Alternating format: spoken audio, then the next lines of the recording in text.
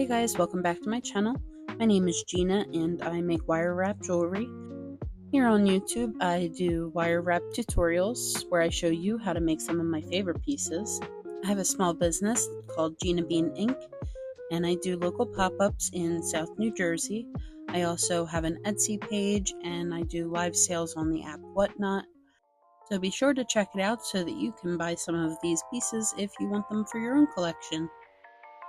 Alright, so to get started, we are going to be taking 16 gauge copper-based jewelry wire. This one's in the color gold, and I cut a piece about 18 inches in length. And you're going to be bending it in half.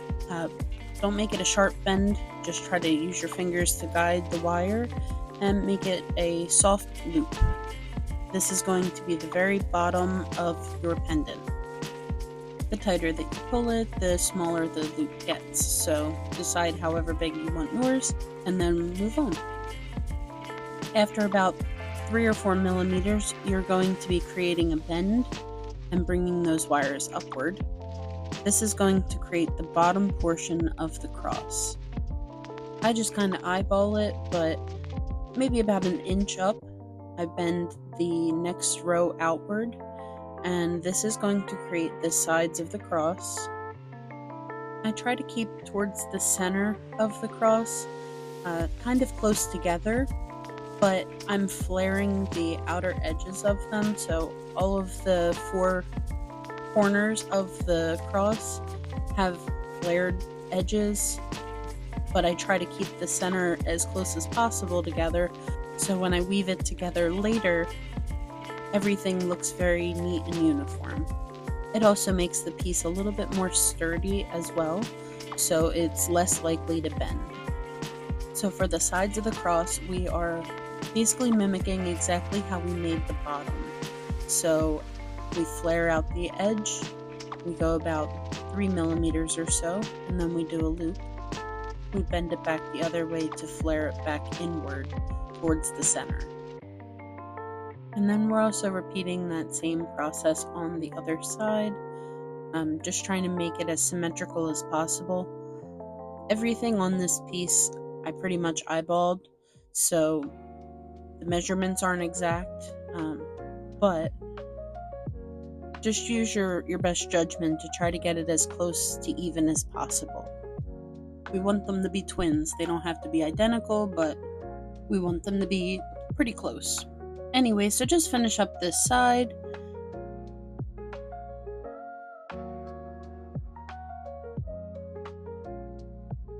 And then for the top, we're only bending it outward to create that flare and then bringing it straight back up. So the top is a little bit different. We create that little loop at the very end. So this part is probably the easiest part of the whole piece. And again, I don't measure anything. I am just eyeballing to see about how long the other ones are and kind of making the top comparable in size. The bottom one should be the longest point in the cross. I go back in with my flat nose pliers sometimes just to make sure that the bends are as straight as I can get them. So this is how it's looking so far.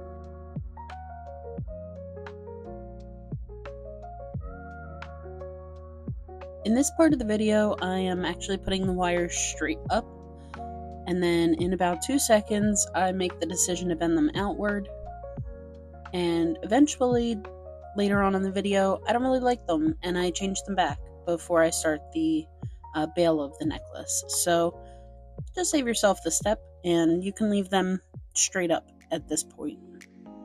Anyway, moving right along, we are going to take our 16 gauge wire, and I just cut a piece about 3 inches or so, and I'm going to be creating the design that I have on the top left there.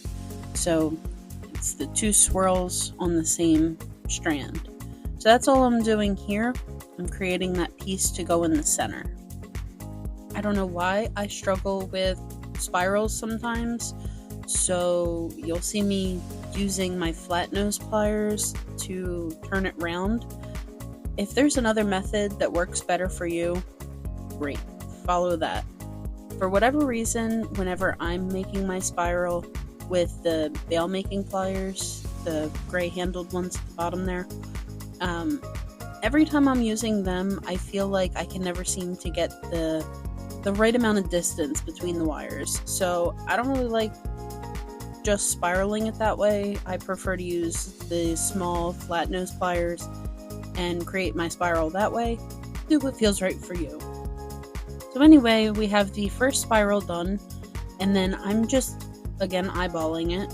I pinch my fingers at the point where I want to have it bent, and then I'm going to leave myself about an inch of wire and snip off the extra. That way, once I roll that down into a spiral, then it should fit in that space perfectly.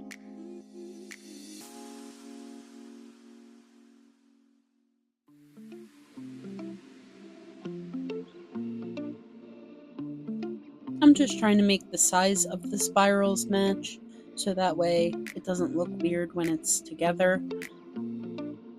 And just be careful that you don't accidentally bend the wire like this. Just kidding, sort of. It was an easy bend back into place, so not a real problem. But I just make sure I go back over it with my flat nose pliers and make sure it's straight again. Now that you have your finished piece, you're going to place it in the center of the cross, and then we will be working on the weave that attaches it. Just to zoom in and give you a visual on what the pattern is going to look like before I show the steps on how to make it. First, start by cutting a 18-inch piece of weaving wire, and we wrapped it around the bottom left of the cross. Then we're putting the piece with the spirals in the center, and we're wrapping the weaving wire around that. Then we are bringing it up over the top and wrapping it around the top wire, which is the bottom right of the cross.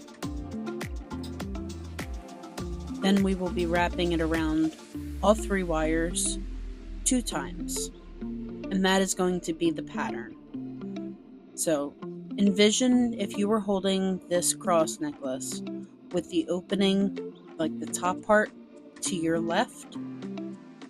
The 3 rows that go from left to right in the pattern is how you're looking at the wires. So the bottom left of the cross becomes that bottom wire. The center wire that has the spirals is the one in the middle. And the bottom right side of the cross, which is now the top, now it's easier to envision these smaller dots being each of those stitches or weaves, right? So you're wrapping it around the bottom wire, the middle wire, the top wire, and then wrapping it around all 3 of them 2 times. And that is the pattern that you're going to continue following the whole way up until you reach towards the bottom end of the spiral. As this is the longest part of the cross, it also takes the most time. Rather than fast forward through it all, I'll let the video continue playing in case if it's helping anybody else to follow along. But I will also advise you can just skip ahead to 11 minutes and 30 seconds for the timestamp to kind of jump ahead to where I'm finished with this part. But in the meantime, I will just let the video play on, and I will catch you soon.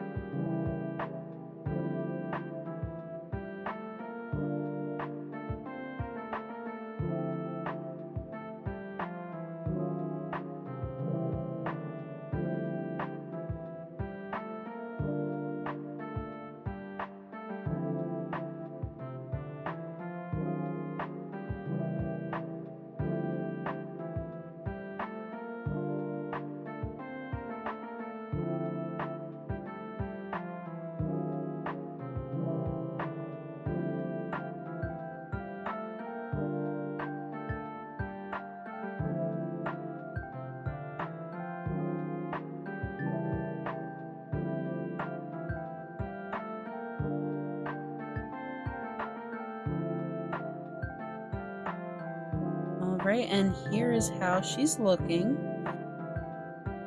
This is the back, this is the front, and then we're going to be pulling off the excess weaving wire. You can spin it around a couple times and it pops right off, or you can also use your flush cutters and just snip it away.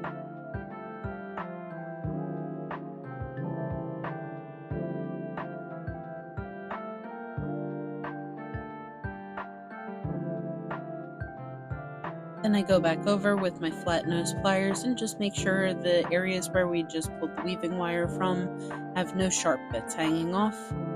And then I also use my nylon pliers, they're the pink ones. I go back over and I squeeze just to make sure the pattern lays very flat. I grab another piece of 26 gauge weaving wire. This one I only cut to about a foot or 12 inches, but I'm basically following the exact same pattern. Just make sure that you're doing the same pattern on the same side. Because remember, I had showed you there's a back side to it that looks a little bit different. So just make sure that is down and that you're working on the same side so the pattern doesn't get flipped. And we follow this all the way until we get to the bottom part of the spiral towards the top of the necklace. You can fast forward this part to 14 minutes if you want to see to the next part.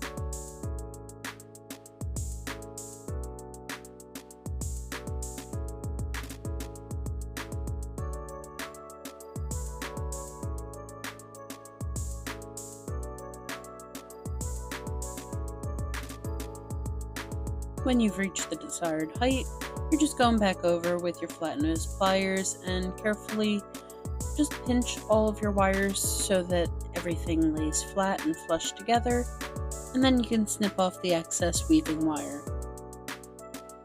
Now for this next part, I'm using a 4 or 5 millimeter small glass faceted bead, and I want to put that in the center. So I'm going to grab the weaving wire. You can pull off a section about 2.5 to 3 feet long, and then just snip it off. So I'm going to place the bead onto the wire just so that it's there.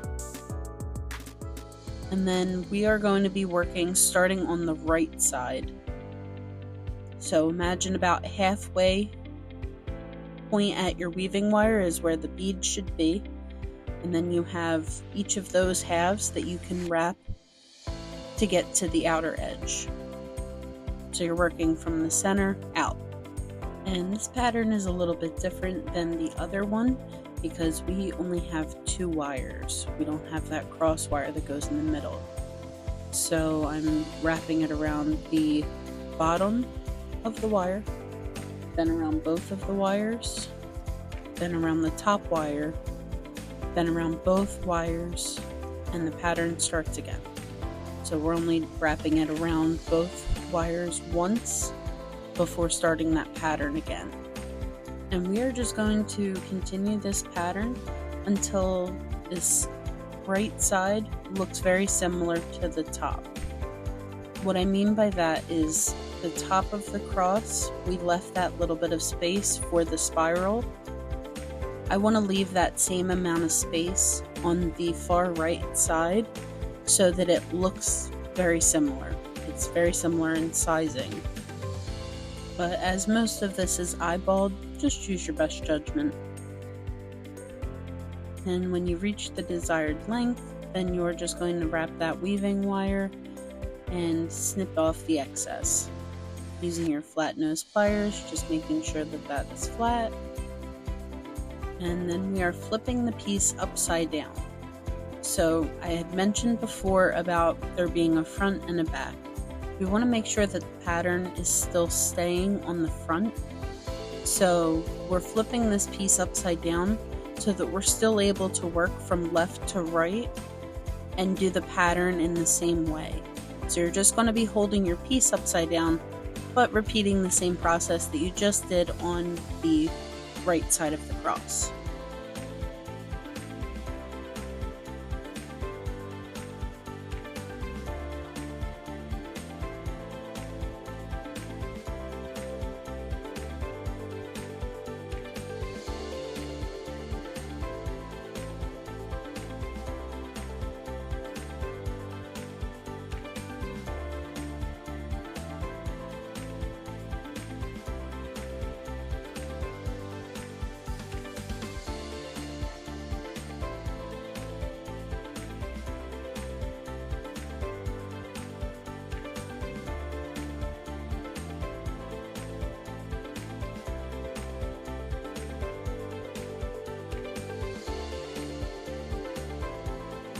And once the two sides look very similar, then we are just going to pull off the excess weaving wire, and then we will be moving on to the bail.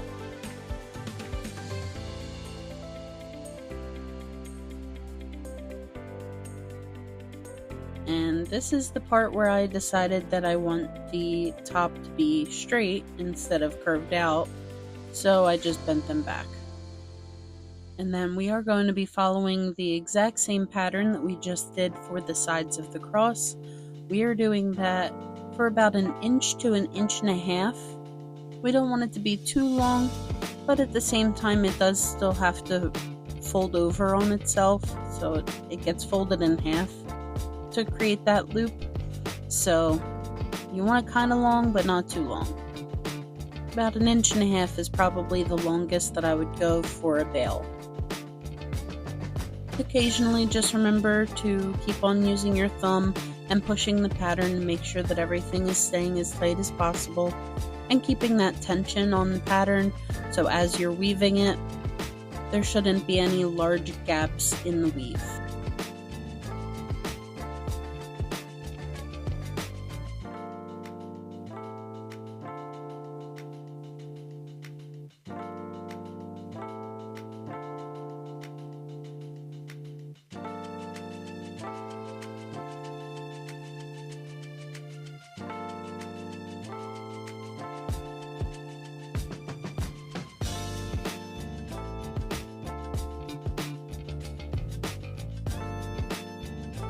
And then once we are finished, we are going to be using our nylon pliers and just pushing everything down, making sure that the pattern is nice and tight. And we can pull off that extra weaving wire. Use our flat pliers and pinch just to make sure nothing sharp is sticking out.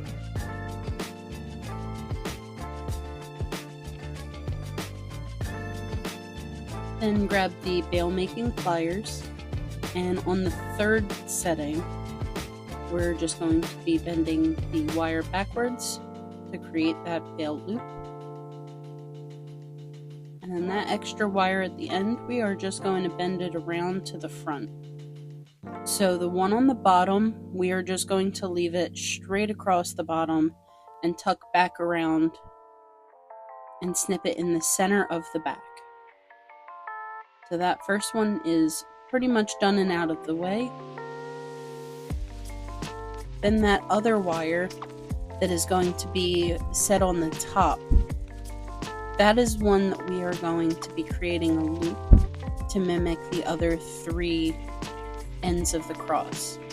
So we are just making another small loop using that one, and then we are going to wrap it around the side, snipping it in the center of the bail and bending it into the bail so that the cut wire is tucked in between the 2 sections of the bail. And there you have it. We have the finished cross. I hope you enjoyed this video. If you did, go ahead and give me a thumbs up, maybe drop a comment below, and follow along. Subscribe to my page, turn on notifications. I'm going to be putting out videos and have a lot of great ideas coming. Thanks for watching. Bye guys.